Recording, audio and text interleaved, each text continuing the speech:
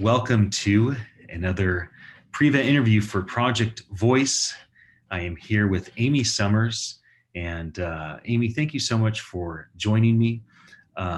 We are looking forward to having you at Project Voice. Congratulations on being a finalist for Flash Briefing of the Year for the Project Voice Awards. And you've done some amazing work as a communication specialist. And so I imagine we'll talk a bit about that as well. For those that don't know you, could you please introduce yourself and what you do at Pitch Publicity? Sure. I'm Amy Summers, and I'm president of Pitch Publicity. It's my company. I founded it about 17 years ago, and we specialize in getting clients media exposure. So just like our name, we are literally pitching media stories and securing interviews for our clients. And we have clients all over the world, and we work with media all over the country and throughout Canada. And so as a communication specialist, being in PR for 17 years with your own company, what's it been like as you have gotten involved with voice tech, not as a technologist as much as a communicator, right? Starting with the flash briefing and having incredible success. Could you talk a bit about your experience with the flash briefing and what it's been like to do more and more work inside this industry? Sure. Well, just for background, when I was in college, I was of the generation of Generation X, where we were learning both sides of everything, right? We were learning how to use X-Acto knives and lay out magazines, but we were also learning how to use software that may or may not, take off. And so I'm just, from that generation that's always had to learn both sides of everything. So in my field of public relations, I'm always looking for ways of how are we going to communicate our messages, our stories to people. And the funny thing was, I actually started my company a year before Facebook started, to kind of give you perspective on that. So I remember, here we are traditionally pitching media, getting clients on CNN and Fox, and then suddenly, all this social media emerges. And then I had clients asking me, well, can I give you $50,000 a month or whatever to figure out Facebook? And when I was on Facebook, I'm like, why would they do that? It was just because they didn't understand it and it was a new technology. So I've always said that no matter, what you're communicating, there's always going to be different platforms to communicate it on. So I'm myself as an entrepreneur, I'm always pushing myself to find out what is the next platform, because what we're doing as communicators doesn't change, but how we and what we use, does change. We have to keep up with that. So last year I was actually exploring launching another company to hopefully disrupt the book publishing industry. Because as you can imagine, a lot of my clients are authors and they always want to write these books, which take 2 to 3 years now to get out your ideas. And I was like looking for a faster way to do that. And that's how I found into this ecosystem of voice technology, because I was talking to some tech experts and I said, look, I want to launch this new company on communicating and helping people become experts and thought leaders, but I don't want to do it on an app because I feel like the app space is crowded. And a lot of tech experts said, well, do you have an Alexa? And I was like, no, I don't really need one of those. And then in my head, I thought, oh my gosh, this is exactly what I said about Facebook. I don't need to be on Facebook all day. What is this? So I got one immediately, and really my flash briefing, the pitch with Amy Summers, is my experiment on the voice technology platform to see if a regular, person like me who has a lot of expertise in their field could just simply bypass the book publishing industry, not write a book, but produce content every day, get all their thought leadership out there, their advice, their expertise, create a platform for themselves, and be able to book clients, book speaking gigs, get well known in their industry for what they do. So I experimented on myself, and within just over a year, it's worked. So it's really exciting to me because it's something that I believe that I can help other people duplicate. Right. Have you seen what Terry put together, his flash briefing formula? I never saw that actually. I never saw that. Terry and I met, I guess, kind of organically because I was, looking for good examples. And honestly, it was very difficult to find it, at least a year ago. And so his was one that I started listening to. He started listening to mine. He invited me to be in his his little ecosystem of flash briefings that are doing the right thing. Exactly. His Brief cats. yeah. Yes. And but at that point, I had already had like over 100 reviews already on mine alone. So I actually never, and I wish I would have known him early on, but I didn't know him. I actually got started with a guy known as the Alexa guy who does a lot of these. I don't know if you know Jeff, but I started working with him. He helped really put mine together, and I just learned it really all on my own. I learned some things from him as far as the back end stuff, but the content has been all mine. Promoting it has been all mine. And how, let me think how I want to ask this. When you promote your flash briefing, do you feel like there's a standard way that you're doing it, that the other successful people are doing it? It's like, hey, this is just what you do to get people to engage, to sign up for the skill, to give your review? Or do you feel like you are approaching it a totally different way, and it's like a secret sauce in terms of how you've become so successful? You want to give me some insight on, Sure. like, is it a standard, like, hey, if you do these 7 things once and you do these 3 things every week, you do this one thing every day, like, you're going to eventually be successful with a flash briefing? Or is it a lot more nuanced than that? Well, it's funny because if you ask somebody in tech how to do it, they will say, ask everybody every day to review you. They have a certain formula, it needs to be no more than a couple of minutes. So some of those guidelines, I adhere to, but as far as promoting it, I think that a lot of people aren't doing it the way that I'm doing it. From my perspective, it's standard because that's how I promote all of my clients. So I treated my flash briefing and myself as my own client.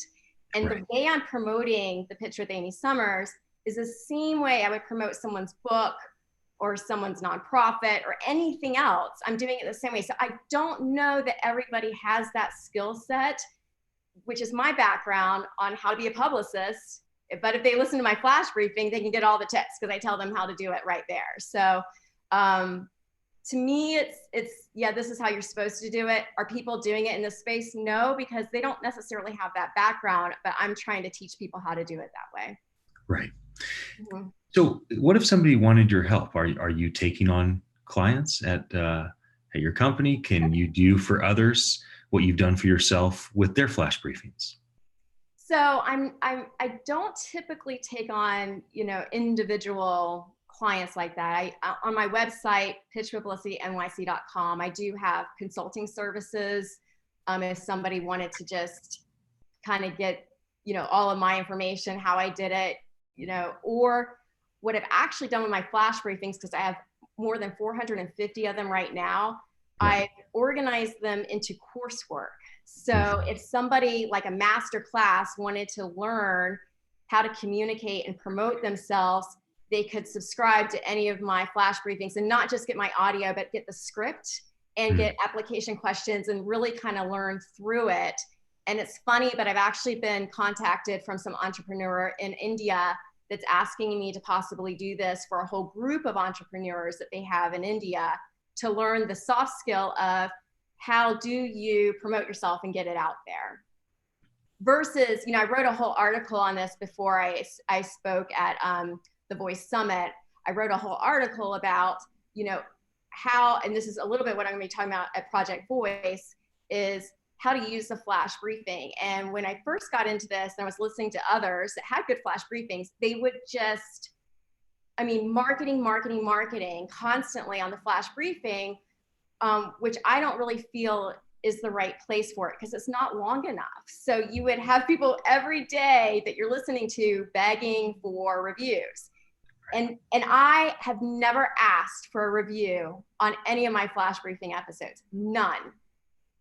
And yet I have more reviews than most anybody. So there's a way to promote it that you're not using the actual platform that you have your show on, basically. Right. Yeah, that makes sense. Well, since you are a communication specialist, I think the last question I want to ask you for our interview is, if you have the attention of the voice industry, right? You have the people that are at Amazon Alexa and Google Assistant and the others, and you have the people that are tying into those systems and building great tech. You have their attention. What do you want to tell the voice industry about communications? What do they need to know? Well, first of What all, should they do? I would love to tell Amazon to let people know about flash briefings because they're really hard to find and nobody knows about them. And most people that discover them are because the ones of us that have it are the ones promoting it. And it's very difficult to find it on Amazon, first of all. Second of all, with all the reviews I've received, I have to tell you, I probably have 50 more that have been rejected. Wow. For very odd reasons, and can never get an answer out why that is. I know that I'm not the only one, and I know that this is not a flash briefing only problem. I know it's like an Amazon wide problem of reviews, but if that's the only way to discover it, you know, we're kind of stuck. So I would say if the reviews are going to be, you know, just randomly taken off or rejected, you know, at least tell people that they're there, because from my perspective, you know, and other people that are doing these, we are spending an enormous amount of time producing quality content for their platform. So why aren't they telling people about it? Because Amazon's not paying us to do this. Now we're using their platform and other platforms, you know, we're using Google and all the various ones. But if you have quality content coming on your site, why aren't you telling people about it? Because I would think that that would just draw more people in to buy more stuff from you. Yeah. So I don't know why it's a big secret, but I wish it wasn't a big secret. Well, it shouldn't be a secret because it's not new anymore. The flash briefings have become a really easily consumable thing for anybody that is consistently using an Alexa device, right? A lot of people will wake up in the morning and they'll say good morning, and their blinds open and their coffee starts and their shower starts and their lights turn on and their music turns on, and then they say flash briefing, and then they have the 3 or the 10 flash briefings that play for a few or several minutes. And that is a really interesting way to consistently absorb information. You can add a flash briefing in a moment, get rid of one, but there is a communication problem, not just from the flash briefing creator, because it's up to you and your peers to let people know about it. But I understand that the real problem that you're bringing up is like, gosh, Amazon's so powerful with so many resources.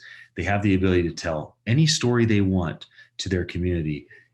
Why can't they, or what would it take for them to begin to promote these flash briefings so that more people will start to enjoy them, because so much energy and time and resources go into making them for people like yourself. So that makes a lot of sense. Yeah, and just at minimum, just tell people that they exist. I'm not even asking to highlight mine or somebody else's. You know, it's not a selfish request. It's just people don't even know it's on there. They know that they can go watch movies. They know that they can buy groceries.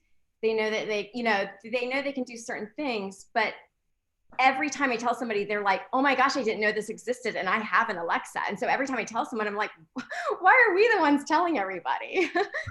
I mean, I'm happy to do it, but it would just help the entire thing lift up if they would just say these existed. Yeah. And it wasn't hard to find. And right now it's just, I mean, unless you know about it, you have to dig a little bit. That's true. Yes, it's still a little bit of a club, not just to make them, but to consume them. Yeah. So, well, thank you for your time, Amy. And for those that don't know you, I will remind them again. Amy Summer is the president of Pitch Publicity, and she was honored to be named a finalist for the Flash Briefing of the Year for the Project Voice Awards. She'll be with us at Project Voice in Chattanooga, Tennessee, January 13th through the 17th. And we look forward to seeing you there. Amy, thank you for taking time to jump on here with me and connect with the Voice First community. And we honor you and we value what you've created. And a lot of people are looking at you as the model of like, okay, there it is. Great content, distributed right, promoted right, and developing a community of advocates and fans because of it. So great job. And thanks for being an example to so many. Thank you so much.